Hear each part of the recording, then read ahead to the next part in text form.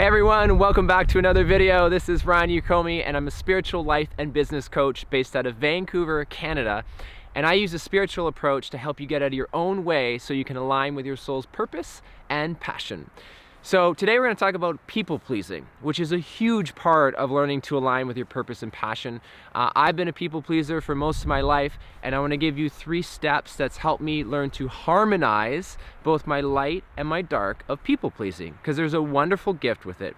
So first, before we get into the steps, I want to take you through what a people pleaser is and really how it plays a role in your life and can affect not only your health but your relationships as well. So a people pleaser is anyone that seeks the love and validation from somebody else because they don't believe they have it within themselves.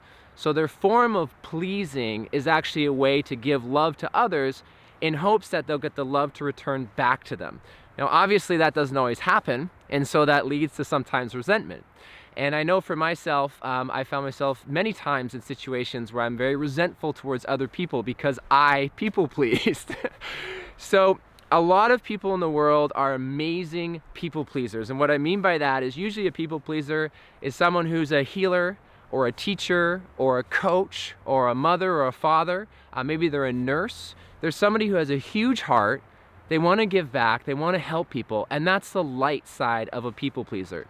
The dark side, or the destructive side, is our shadow side.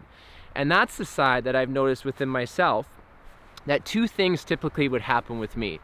When I people please, one is I'm usually saying yes to things I really want to say no to.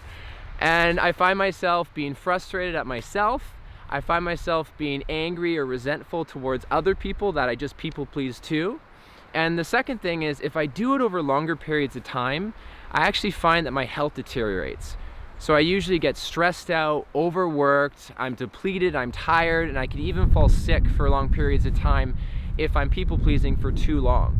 So I want to give you the 3 steps now that will help you transition this. Obviously, if you've been doing this for most of your life, people pleasing, it's going to take a bit of a transitional period, but you can do it. So first step is you've got to learn to say no.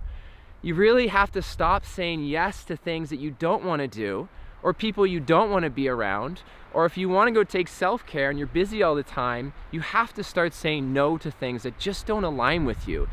And what that does universally is it opens up space for you to go out there and start saying yes to the things that really light up your soul. And this could be a tricky thing for us. I know for me, it wasn't the easiest thing. I still have challenges with it today, but I'm more conscious and present when I want to make choices following my soul and intuition. So step number 1 is you have to learn to say no. Now step number 2 is once you say no to things that don't align with you, you're creating a boundary. And you have to learn to honor your boundaries. So if your boundary is that you're going to follow your soul and intuition and you're going to be guided to your highest choices that empower you, you have to honor that boundary. That may mean that you don't get back to people right away who message you or phone call you or text you. That may mean that you take more self-care time. That may mean that you sit down and you focus on your business, because that's a boundary for an hour with no distractions. You have to learn to set a boundary and then honor the boundary. Now the paradox of setting boundaries is this. This is the challenging thing for us people pleasers. When you set a boundary, you're not responsible for somebody else's feelings. And as people pleasers, we want to make sure everyone feels good and okay and everyone's happy. It's not your responsibility to make everybody else happy. So once you set a boundary and you honor that boundary, don't mess with the other person's spiritual process, because they're going to learn something from that too, and you both will take your power back. So step number 1 is you have to learn to say no. Step number 2 is you have to learn to set boundaries and honor them. And step number 3 is you rinse and repeat. And you do it in a way where you're honoring yourself and you're actually following through on this. So if you fall back, if you relapse into people pleasing, it's okay.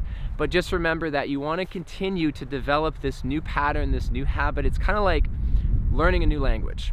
So it's going to take a bit of time and practice, but eventually you'll get to a point where you start to see these amazing changes and you'll find yourself saying yes to the most incredible experiences in life that absolutely transform your entire life. So those are my 3 tips for you guys today. If you enjoyed this video, please let me know. Drop me a comment. Share this video away. I'm gonna be doing a lot more videos for you. And for all of my people pleasers out there, I got nothing but love for all of you.